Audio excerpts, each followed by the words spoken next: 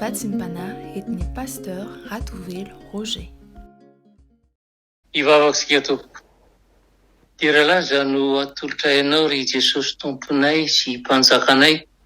Ny Andriamanitra tianay ary mbola ho tianay satria ianao mihitsy rehefa niteny taminay izaho rehefa tia dia tia hatramin'ny farany.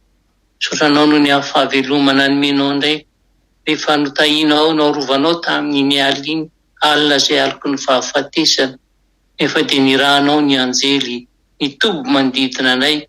Nazahoana indray hery vaovao sy fanavotana ka niatrika ny maraina. Mankasitraka Jesosy, mankatelina tompo malalo ny amin'izay rehetra fitiavanao anay. Ary dia indray indrindra natonanay ianao ankehitriny miantso ny anaranao, amivonaitra anao, ankalazanao ary indrindra ametraka anao eo amin'ny toerana sahazanao satria Andriamanitra tsara ianao. Sotrapetsaka Jesosy, mangataka famindrapo sy famelan-keloka aminao nefany amin'izay rehetra vitanay teo anatrehanao. Ratsy loatra mantsy izay, tsy mendrika akoriny kanefa dia mbola menao fahafahana, fotoana handrenesana ny hafatrao. Ianao ilay Andriamanitra be famindrapo, ianao ro tiana ianamarina foana Jesosy fa tsy hanelana irery tokoa ianao eto ampakivakiana an'izao tontolo izao. Dia misaotra ny amin'ny teny izay ho ambaranao aminay, ho vatsy entinay trany hanavotana anay mba haritoky ianao lalandava amin'izay lalaka izoranay. Dia teny anara Jesosy vavonina iananao ny mpanomponao. Aleloia. Amen. Dia ampifaliana trandriavana no iarabanantsika natratra n'izao andro anio izao ary ny fahasoavana mba ampidanana mba amin'Andriamanitra ray any ho amintsika tsirairay aby isa tokantrano. Ny filazantsarany Jaona toko 7:12 no andeha angalantsika fampahirezana sy vatsy izao maraina izao. Filazantsara nosoratany Jaona toko 7:12. Hoy ny fivaky ny teny amin'ny anaran'ny Tompo hoe: ary Jesosy niteny tamin'ny olona indray ka nanao hoe, izao ny fahazavany izao tontolo izao izay manarakay, tsy mba mandeha amin'ny maizina fa hanana ny fahazavanaina. Amen. Izao no izay fehezanteny fototra amin'ny fanoharana ny amin'ny teneny no entin'i Jesosy manohy ny fampianarany eto amin'ity Jaona toko 7 ity. Araka ny fantatsika tokoa mantsy dia misafidy ny fampianaran'i Jesosy. Eto izy dia manambara ny teneny ho fahazavana. Fa hoy tokoa mantsy izy hoe izao ny fahazavana izao tontolo izao izay manarakay, tsy mba handeha amin'ny maizina fa hanana ny fahazavanay. Dikan'izany izay tsy manaraka an Jesosy dia mandeha amin'ny maizina. Ary toezataratra tokoa izany manoloana ireo karazana olana miseho rehefa manalavitra an Jesosy ny olombelona.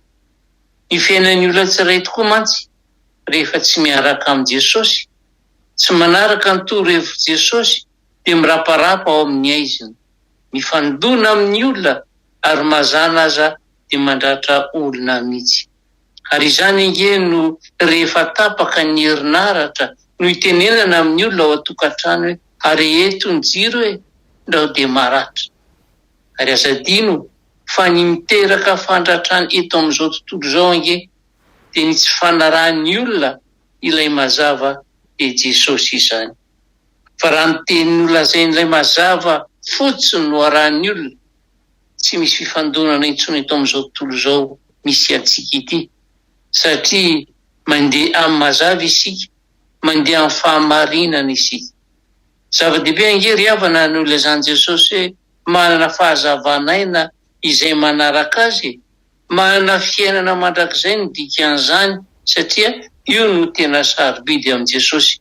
Ny fanananao an'io no tena mamaky azy fa tsy mifanananao izao tontolo izao izay tsy maharitra fa 70 na 80 taona rabe indrindra. Ary tena tsy zakan'Andriamanitra izay, tsy zakany ny ahita anao fa indray andro any hamantana ny amin'ny faharimbry rehetra afo ianao. Ary dia naniraka ny zanany izy ka izay rehetra mino azy dia hana fiainana mandrakizay ary manana anjara amin'izany ianao. Ary dia nivanginy Tompo isika androany ka nolazainy hoe ilazao ny havanao hoe ilazao ny taranaka hoe lavon'ny devoly azatia ny faharatsiana. Indrisy anefa fa hoy Jaona hoe tonga tany amin'ny azy izy fa ny azy tsy nandray azy. Naleo ny zanak'olombelona nandray ilay maizina ary no lavony ny fahazavana. Ry hava malalo amin'ny tompo, firy amin'ny olona tokoa more no makama amin'izay izy na mpanova ny faharatsiana, fa izay no baiko azontsika androany hoe raiso ilay fahazavana. Satana ilay devoly nge tena nanany maizy azy tokoa tany an-danitra, fa saingy noho ny fiavonavona sy ny tsy fanetrehen-tena nisy teo aminy ka nitady nitovy larina tamin'Andriamanitra izy dia nampidin'Andriamanitra tetỳ tany. Ary tonga izy mba handrava, hanapotika ary hamono ny olombelona mba tsy ho tonga mpandova ilay fiainana mandrakizay. Jesosy tena mihitsy ry havana no miteny hoe izao nahita ny Satana latsaka avy tany an-danitra tahaka ny varatra. Varatra izay manambara fa zava-doza, varatra izay manambara fa izay rehetra tratrany dia may. Izy amintsika tokoa moa no mbola say manao izay tiantsika atao eny ivelan'ny trano rehefa misy tselatra sy varatra izay mipopoka.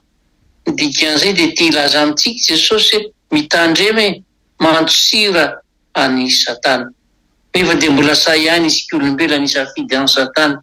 Isafidy iray maizina mba hanaovana ny adalàna, hanatanterantsika ny filan'ny nofo, nefa safidy manalavitra n'Andriamanitra izany. Mifanohitra mantsy izao tontolo izao izay fanjakan'ny Satana sy Andriamanitra ray, nefa tsy maintsy misafidy izay ho tiaviny isika velona ankehitriny.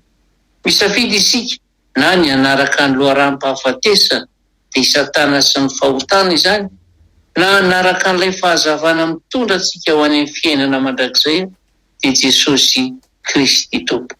Ary izay no mahatonga ny Jaona hanoro-hevitra antsika hoe azatia an'izao tontolo izao na izay zavatra eo amin'izao tontolo izao. Izao tontolo izao izay haindrahindra ny Satana mafy mihitsy, nefa tsy misy zava-tsoa eo aminy ary indrindra tsy misy ifandraisany amin'Andriamanitra. Izao tontolo izao feno fahotana sy fiainana maloto, nefa fiainana manalavitra ny tena tsaran'Andriamanitra, manalavitra ilay fahazavana. Izao tontolo izao izay feno fanahy mamitana, fanahy mitarika amin'ny fivadihana amin'Andriamanitra, mitarika amin'ny tsy firarahiana n'Andriamanitra ka tsy ahafahantsika hanatanteraka ny sitrapony. Iny izao tontolo izao izay mitarika ho amin'ny tsy finoana Jesosy Kristy Tompo. Bibikely malala isany, aza miady hevitra intsony fa ilao izay reny fahafinaretana izay tsy mitondra antsika eo amin'ny fanatrehan'Andriamanitra. Fa tena mamaika an'Andriamanitra ka hitenenany hoe tsy misy avy amiko na ny filan'ny maso na ny filan'ny nofo na ny rehefa izao tontolo izao ka azafaly milona amin'ireny rehetra ireny, fa ilao izy, ialao, fa tena fampitehana ho antsika inge izany. Ary izay nge no tena tsy tian'Andriamanitra ieny antsika, tena tsy laitra ny ahitanao ho very any amin'ny elo. Mamay ange izany ihany zany, tsy ho zakantsika mihitsy izany toeran'izany. Ary afambarako matetika hoe andramo eo amin'ny labozy iray segondra fotsiny nge ny tananao dia ho mahafantatra hoe manao ahoana izany ho may mandrakizay izany. Ary zay ry havana no matery anay mpanompon'Andriamanitra hitory sy hanoro ny lalak'izorantsika ho any amin'ny fiainana mandrakizay. Raisy Jesosy raiso ilay fahazavana. Fa i Jesosy nampakarina niala taminareo iny nge, hoy ireo anjely tamin'ireo Galaliana izay mbola variana ny andrandra nijerina ny lanitra, iny Jesosy iny nge mbola iveriny. Hitantsika izany amin'ny asan'ny apôstôly toko voalohany 9:4. Iverina aka ny azy izy, iverina indray izay nisafidy ny mazava izy. Ndra ho resika mbola variana mitakosina miaraka amin'ny Satana no tazan'i Jesosy amin'izany fiverena fandroana izany, ka ho amin'izay anisan'ireo tsy mba hampakarina ary hipetraka eo amin'ilay fitoerana izay namboarina ho antsika, araka ny teny hoe andeha hanamboatra fitoerana ho anareo dia ho avy indray ka handray anareo ho any amiko, ka izay hitoerako no hitoeranareo koa. Ianareo izay nandray ny fahazavana izany. Amen. Ivavaksika tompoko. Ry Andriamanitra tsara sady mpanao tsara, misaotra anao izay ny amin'ny hafatra izay atolotra ho anay hatrany, satria tena tondrozotra ho anay mihitsy handraisanay ilay fanjakana rehefa miala ety izay. Nampahafantarinao anay tokoa manko fa fandalovan'izao tontolo izao hoe, fandalovan'izao hevitra iainana izao hoe, fa ho avy ianao hitsipona anay tsirairay aby izay nandeha ny fahazavana, izay miaina amin'ny fahazavana, izay miaina amin'ny fahamarinana. Tehirizay Jesosy mba tanteraka an'izany, mba ho isan'ireo virjiny endry ka handray ny fahazavanao amin'ny lalak'izoranay. Ka dia mametraka ny tsirairay eo am-pelatananao raha makivaky ny androandroany, mba tena hiaina an'izany fahazavana izany, hiaina an'izany fahamarinana izany, mba hatsapanay tsirairay aby. Fa amin'ny fotoana tongavanao dia hitanay tokoa ianao ka handray anay ho zanakao. Teterizy ny mpanomponao, tanteraka ny baikinao hatrany, ary hanamarinanao foana fa tsy hamelanay ho kamboto tokoa ianao eto ampandehananay amin'izao tany hevitra izao. Mankasitraka Jesosy. Ary hamarinao amin'ny aran'ny Ranonao masina, ka hitenenao aminay fa ny fahasoavan'i Jesosy Kristy Tompo, ny fitiavan'Andriamanitra iray, ary ny firaisana ny fanahy masina ho aminareo mandrakariva, ianareo izay mandray ilay fahazavana, ary hanamarinako ny teniko foana fa ombanareo ao mandra-pahatonga ny fataperan'izao tontolo izao. Dia atolotra ianao ny tera sy ny anjara voninahitra Jesosy. Saotra Tompo malalo. Aleloia. Amen.